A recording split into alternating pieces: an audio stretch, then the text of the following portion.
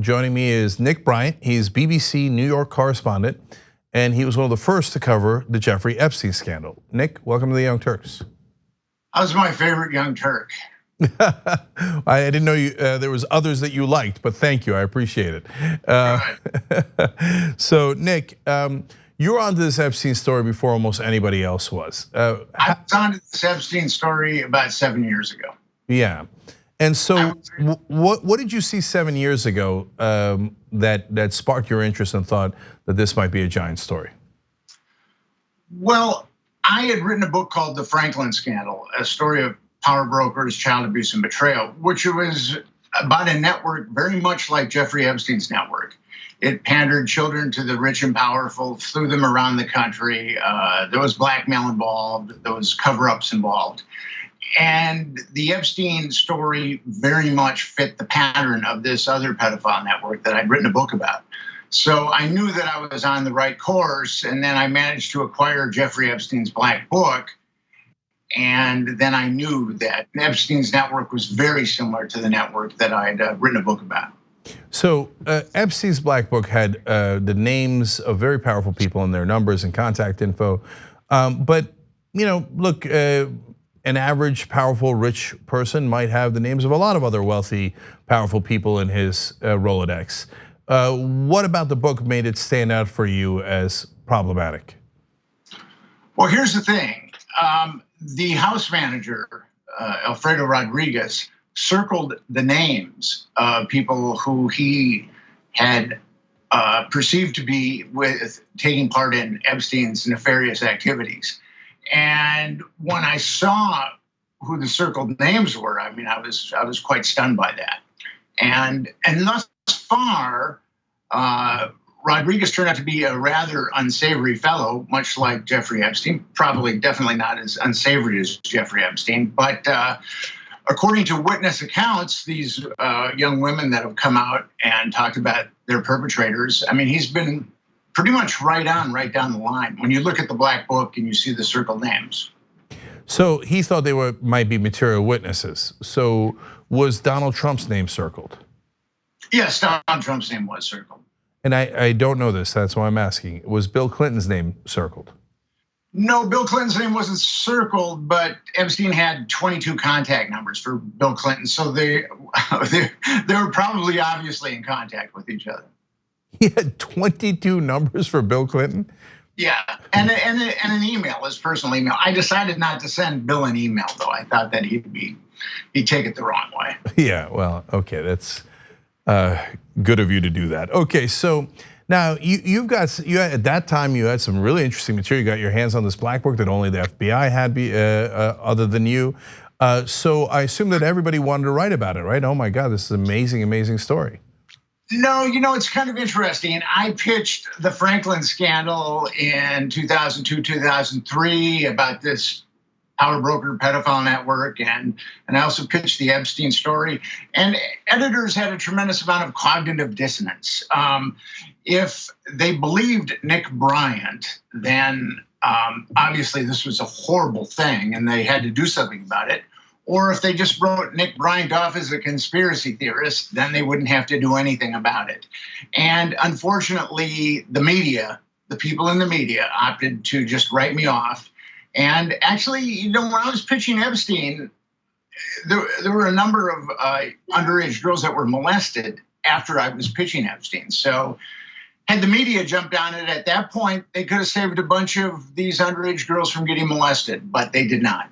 So in popular lore, there's this image, and it's perpetrated sometimes because there are these outstanding examples, like the one featured in the movie Spotlight, where journalists actually go and dig and uncover this thing, and they're incredibly courageous. And that's why we love journalism and believe in journalism. But in reality, 99 out of 100 times, the editor doesn't want to go through the hassle of being, sued by a wealthy person, and then their job might be in jeopardy. It's hard. And then anytime you talk about child molestation, it seems conspiratorial, etc. Ooh, and so the reality is, most of the time, in my opinion, and Nick, correct me if I'm wrong, they'd rather just not do it to save the hassle, rather than this like heroic fight for the truth. Well, that's the problem.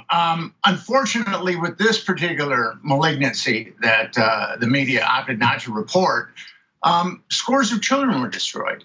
And with the Franklin scandal, it's very similar to the Epstein scandal. You've got power brokers, you've got Washington, D.C., you've got cover up by federal and state law enforcement, much like with Epstein, because the feds had a list of like 35 Epstein victims.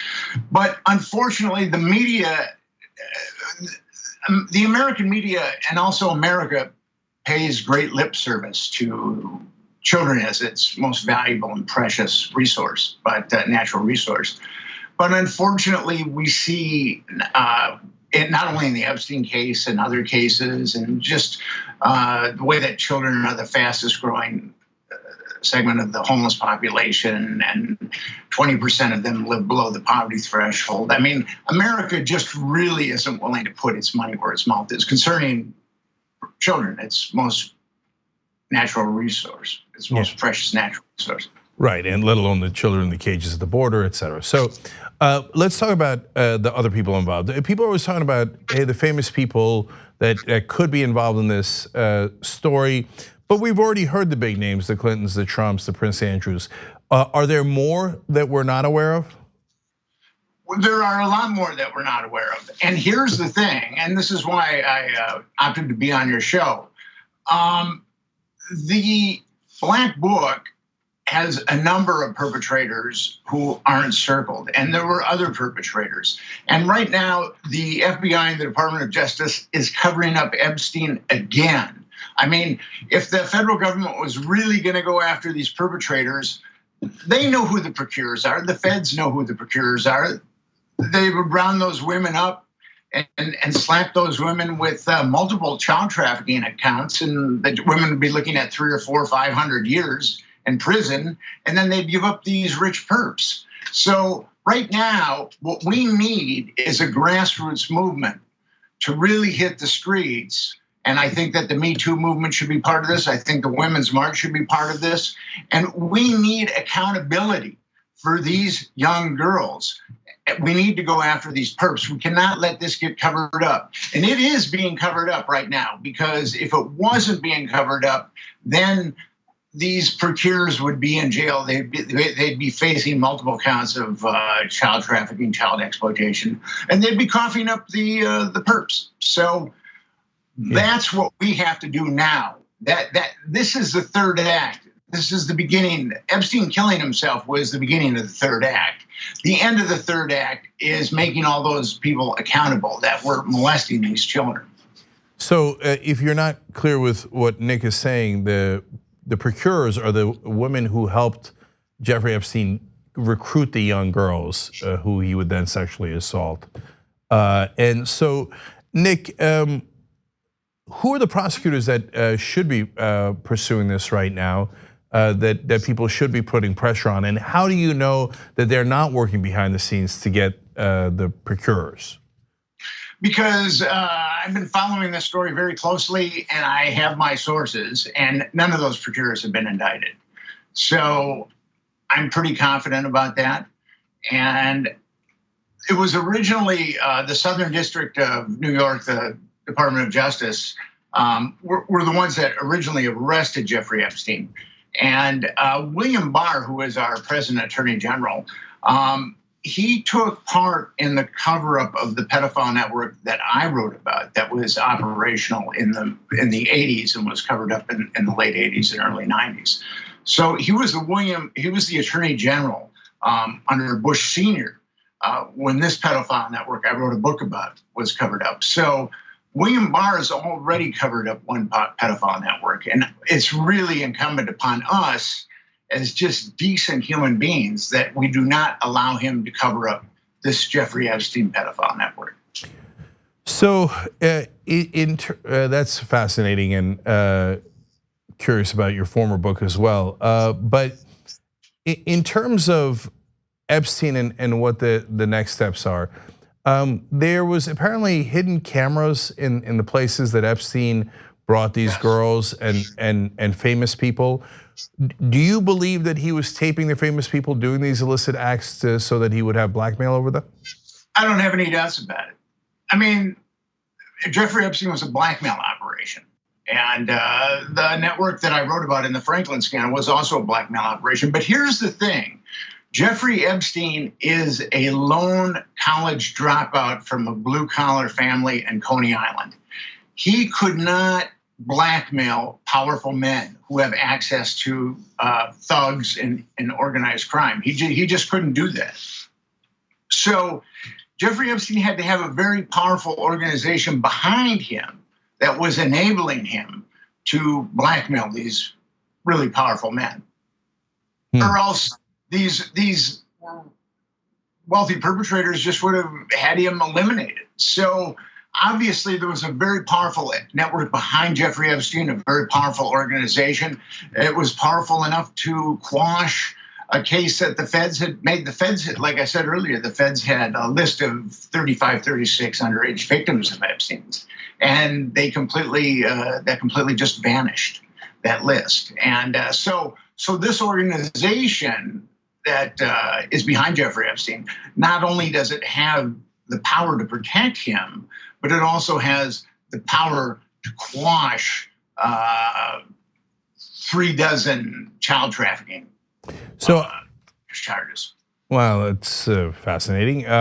So Nick, last question I gotta ask, and obviously I don't know, I assume you don't know for sure, but if you had to guess, do you think Jeffrey Epstein committed suicide or was he killed? Well, I don't know about that, but I will say that in the book that I wrote, Craig Spence was the one who played the Jeffrey Epstein role. And he was kind of a mysterious guy, and he had lots of money, very much like Epstein, from a blue collar family in upstate New York. And he kind of reinvented himself. And now he committed suicide. I do believe that he committed suicide, Craig Spence. Now with Epstein, there's a lot of problems there. I mean, they take his cellmate out. The cameras aren't working. One of the guards who was looking after him wasn't even a guard. I mean, he wasn't looked at for 3 hours. I mean, how many coincidences does it take before someone smells something rotting?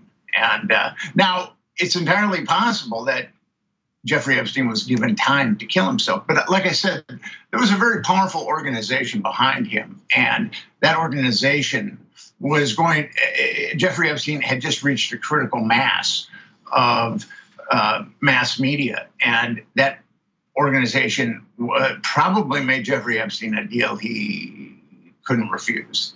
So Nick, the old Vito Corleone. Line. Right, of course. So Nick, I can't help but ask one last thing. I never got back to, and the press never really reported about the video of the hallway. So I had always said when we heard the story that he hung himself, I said, well, the tapes of the hallway are going to be fairly determinative. So are those missing? I don't know. We were told that they were malfunctioning. So, but here again, I mean, how many coincidences does it take for people to be suspicious? There's been so much malfeasance that has gone on with Jeffrey Epstein. He has molested children for decades, and he's gotten away with it. He got away with it with the feds. He got away with it with the grand jury in Florida. So ultimately, America isn't done with Jeffrey Epstein if we've got an ounce of sense in our heads. I mean, we have to make sure as Americans that this is pursued to the letter of the law, that Jeffrey Epstein's procurers are indicted, and that they in turn ultimately name these other powerful perps. Until that happens, there is a Jeffrey Epstein cover-up. We are living in a Jeffrey Epstein cover-up right now. All right. And hopefully your viewers will listen to me and they'll make some sound about it, because we need to get people engaged right now. And we need to have people go en masse to Washington, D.C. and make sure that Jeffrey Epstein's crimes against children aren't covered up. And also these powerful perpetrators, crimes against children aren't covered up, and that they are held accountable. That's what we need. That's what we really need. All right, Nick Bryant, New York correspondent for the BBC. Thank you for joining us. We appreciate it. Thank you. On the go? Don't worry, we got you covered. You can still listen to TYT at our new podcast network. Find us on Apple Podcasts, the Google Play Store, or at tyt.com/podcast.